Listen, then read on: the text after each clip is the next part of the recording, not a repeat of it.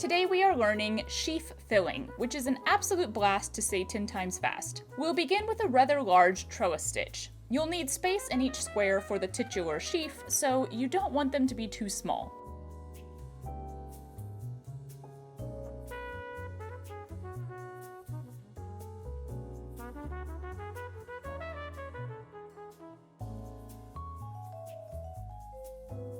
We can now essentially couch down each cross point with a sheaf stitch. This begins with a single straight stitch, placed diagonally over the cross point, with about 1/3 of it reaching into the lower square and 2/3 reaching into the upper square. We'll place 2 more straight stitches over the top of this one, slightly shorter than the first, and at slightly different diagonals to fill in the spaces to the sides.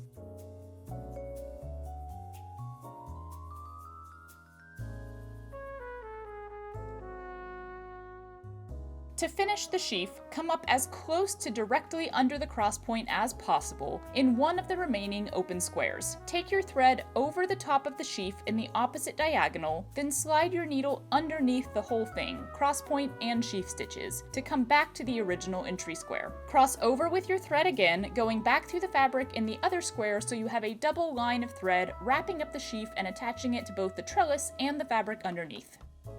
Continue adding sheaf stitches over the remaining cross points. You can skip every other one, or even alternate the direction of the sheaf stitches with each row.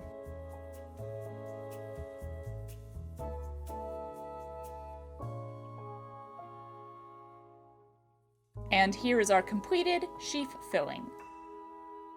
And we're done!